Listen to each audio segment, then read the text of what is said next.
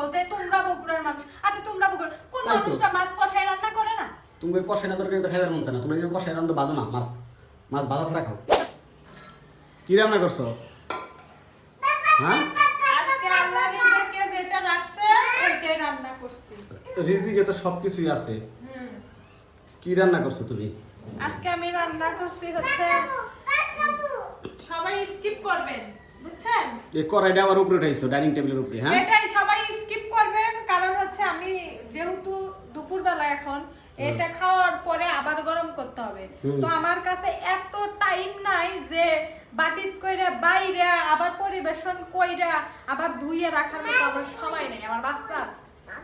এই যে কি রাঁধছো তুমি, এই যে মাছ রাঁধছো, যে তোমার যে বারবার কই আমি এই যে এরকম তরকারি খাইতে পারি না, এই যে মাছ মাছ কিন্তু ভাজো নাই, এই মাছ কিন্তু ভাজো নাই, ভাজা ছাড়া রান্না করছো। টাটকা মাছ কষায় রান্না করছি, প্রতিদিন ভাজতে ভাজতে মাছ মজা লাগে না। কষাই না তরকারি আমার কাছে মজা লাগে না। তোমার কাছে না মজা লাগলে নাই, হ্যাঁ? সব সময় যে তোমার পছন্দ মতো রান্না করতে হবে তা তো কোনো কথা নেই। এটাই যে আমি তো খাইতে পারি না। আমারও তো স্বাদ আলাদা আছে নাকি?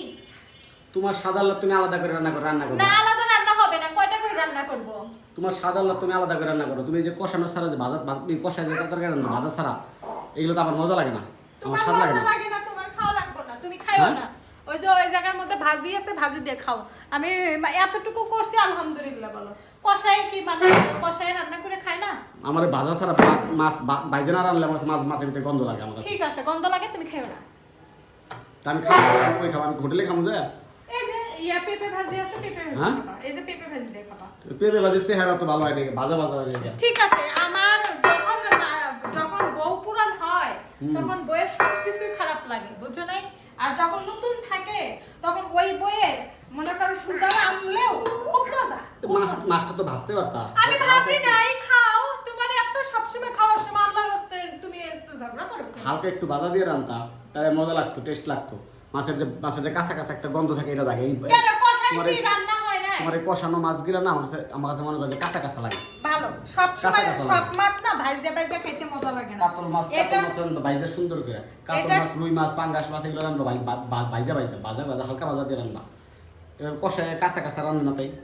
হ্যাঁ, তোমরা আসলে বগুড়ার মানুষ যে কি খাও, মনে করো সবাই তোমার, তোমরা মনে করো যে সবাই তোমার মতনই খায়।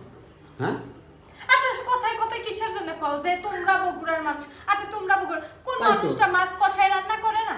তুমি কষাই না তরকারি তো খাইবার মন চায় না, তোমরা যে কষাই রান্না বাজো না, মাছ মাছ ভাজা ছাড়া খাও। তা ভাজা ছাড়া মাছ কি কারণ কাঁচা? আমরা ঢাকার মানুষ তো ভাজা ছাড়া খাইতে পারি না। তোমরা ঢাকার মানুষ ভাজা ভাজা খাও গা, সব সময় তোমার পছন্দ মতো রান্না আমি করব না। আমার পছন্দ রান্না করলে আমি কি হোটেলে যাই খামু? তুমি বাসায় খাবা, মন চাইলে খাবা, না মন চাইলে খাইও না। এই ভালো ভালো বাজার করি, এত কিছু করি, কি আমি কি বাইরে হোটেলে খাওয়ার লেগা? হোটেলে খাও গা তুমি। হ্যাঁ, তোমার পছন্দ না হলে হোটেলে খাবা না? তোমার সব সময় তোমার পছন্দ মতো বাসায় রান্না হবে, আর মানুষের রান্না হবে না। তুমি ছোট মাছ চচ্চড়ি খাও না, হাতে মাইখা চচ্চড়ি খাও না, সেই চচ্চড়ি ওটা তো খাও তোমরা আমি বাদ পুরোপুরি দিই। খাও, পুরোপুরি খাও তোমরা। মা, আমার কি খাইতে মন চায় না? আমি কয়টা করে তরকারি রান্না করব? 4-5টা করে তরকারি রান্না করব, 2বার খাবা, 3বারের মাথায় ওই তরকারি নষ্ট করব? খাইলে খাও, না খাইলে হোটেল আছে খোলা খাও গা। তুমিও কইতেছো খাইলে খাও।